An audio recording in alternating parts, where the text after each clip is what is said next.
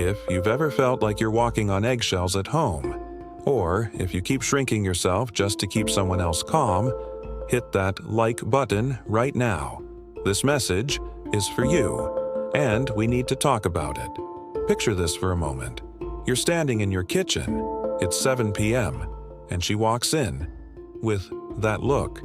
You know the one. That expression that makes your chest tighten before she even opens her mouth. It's not because she's going to scream.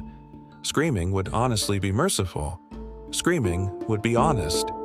Instead, she just sighs. That small, disappointed exhale that says more than 1,000 words ever could.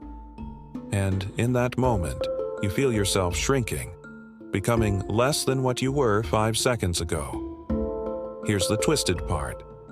She thinks she's being mature, the patient one, the one holding it all together, while you, poor, inadequate you, just can't seem to get anything right. Let me tell you something that took me years to understand.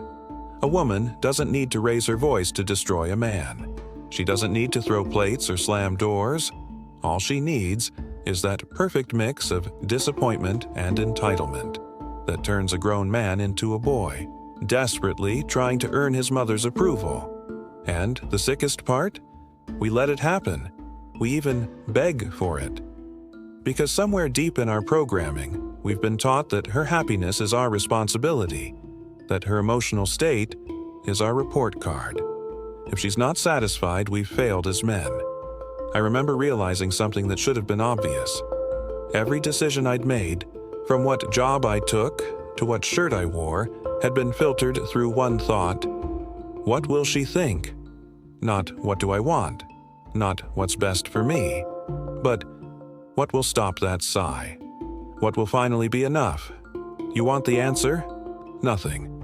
Nothing is ever enough for someone who sees you not as a partner, but as a project. Let's break down how this destruction actually happens. Weapon number 1. Devaluation. The subtle art of making everything you do seem insignificant, expected, the bare minimum. You work 70 hours a week? Well, that's what men are supposed to do. You fix things around the house? That's just basic adulting. Watch how quickly gratitude disappears. When was the last time she truly thanked you? Not the quick thanks over her shoulder, but real appreciation for the weight you carry.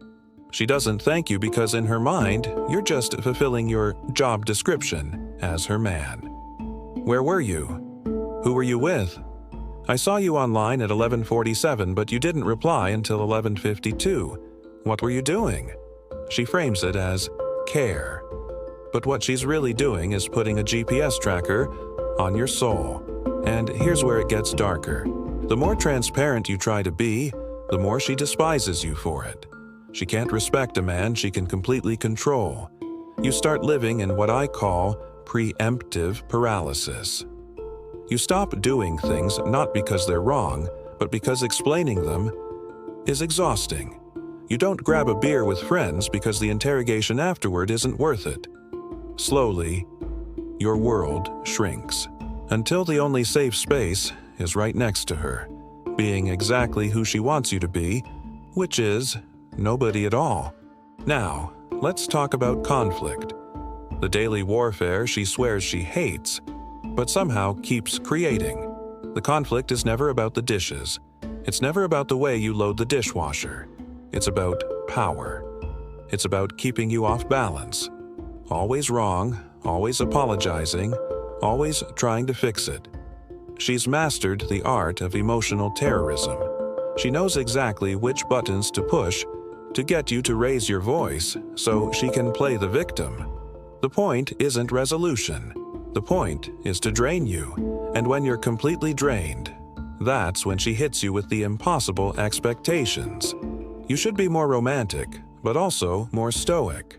You should make more money, but also be more present. You should be strong, but also vulnerable. You must be everything to everyone, at all times. And when you fail, because no man can meet that, she gets to be disappointed again. You can't win. because winning was never part of the design.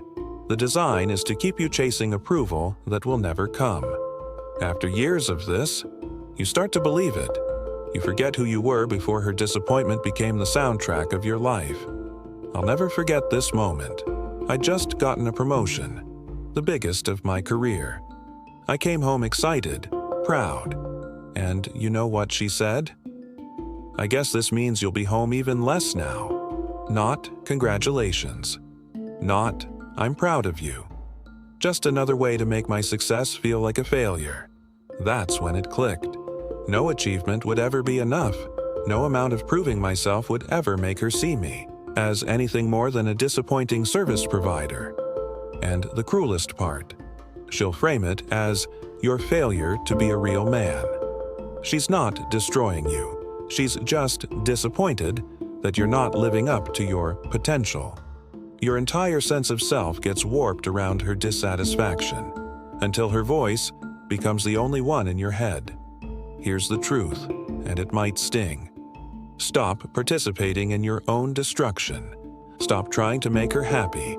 It's not your job, and it's impossible. Stop explaining yourself. You don't owe anyone an accounting of your every move. Stop apologizing for existing. I know what you're thinking. If I do that, she'll leave. And maybe she will. But ask yourself, what exactly would you be losing? A woman who doesn't respect you? A woman who's grinding your soul into dust? That's not loss. That's liberation. A woman who truly loves you doesn't want to destroy you. She wants to build with you. Love doesn't drain you. It fuels you. It doesn't shrink you. It expands you.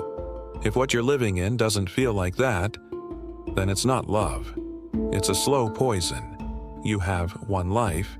Don't spend it shrinking yourself to fit into her narrow definition of acceptable.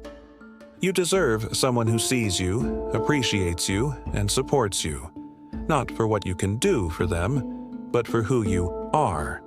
So the question is simple. Will you keep letting her destroy you piece by piece, or will you choose yourself? For once, the man you could be, the peace you could feel, is waiting on the other side. Don't wait until there's nothing left of you to save.